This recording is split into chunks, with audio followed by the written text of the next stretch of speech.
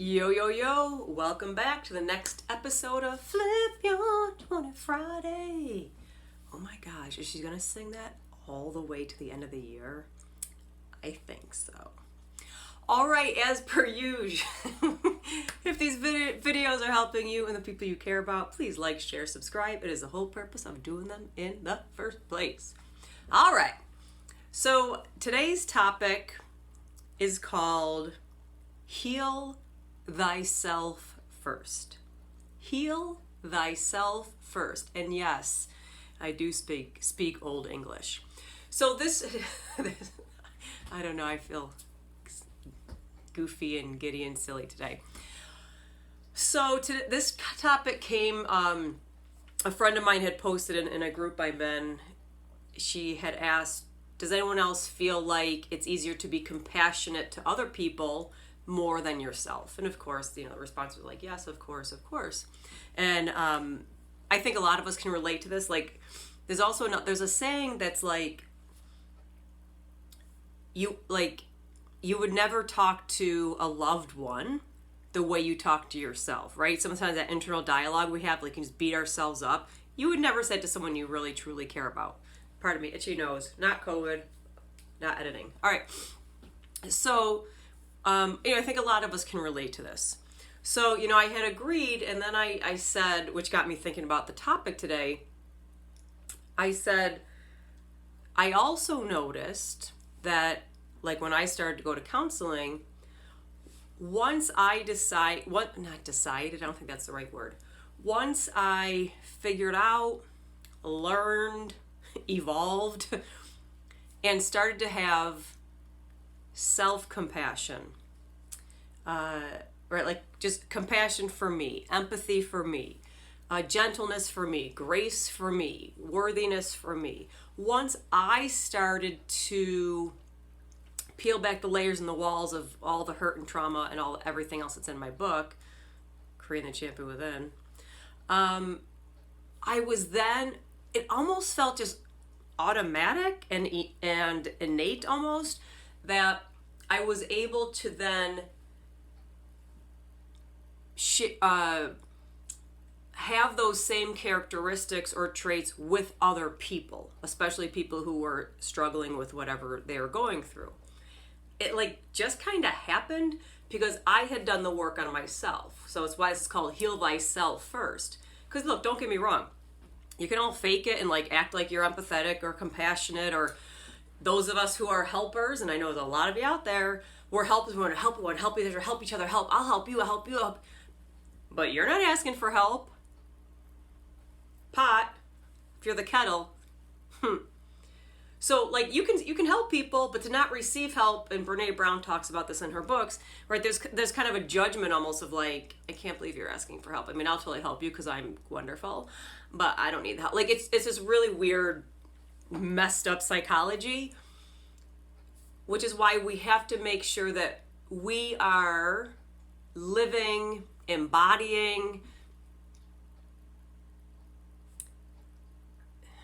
the traits that we love showing other people and love supporting other people with. But we got to do it for ourselves first. Brene talks about it in her books and her research. I've lived the experience, and I can even think about this with my former students.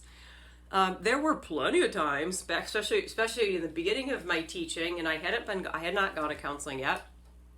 Plenty of times where their kids are going through problems, struggles, whatever it might be, and in my head, I didn't say this out loud, but in my head I was thinking, oh my gosh, dude, suck it up. Figure it out. I figured it out. I'm here. I got it together. I didn't really have it together. I was faking it. I got it together. Figure it out. Because, again, let's connect the dots. I didn't have empathy for myself, compassion for myself, grace and gentleness for myself. So I really couldn't truly have that for anyone else. I could maybe say the words and pretend. And maybe, I probably really wanted it. And I'm sure I wasn't like, hey, kid, you're such a loser, right? I was probably like, okay, well, let's figure out what to do. And, you got to suck it up. And are you talking to? I'm sure I could have said and probably did say those things. But in my gut, I was like, oh my God, dude. Like, I figured it out. So that's really not the most supportive way. Because let's be honest, humans, but especially teens in general, have the best BS detectors.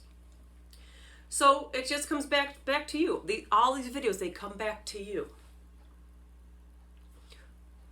What traits do you need to work on that would benefit and heal you, so in turn you can be a better support person for someone else who needs it? You can be more generous perhaps with your time or your advice, or more loving or more trustworthy, or whatever it is for you. What is one? Probably there's more, because we're humans, we have a lot of work to do. But what's one that would really benefit you starting that now to heal that?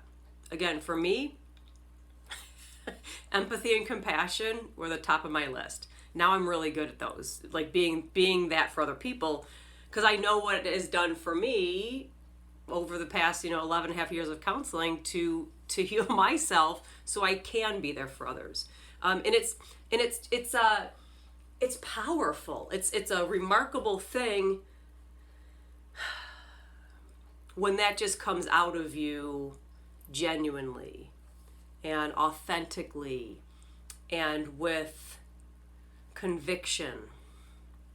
It's different. It's different than just saying it or faking it and trying to act like you care or whatever.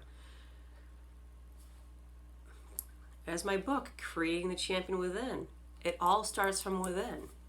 So if that means you got to go talk to a counselor, you need to start journaling, you need to heal in whatever way makes sense for you to heal from your stuff,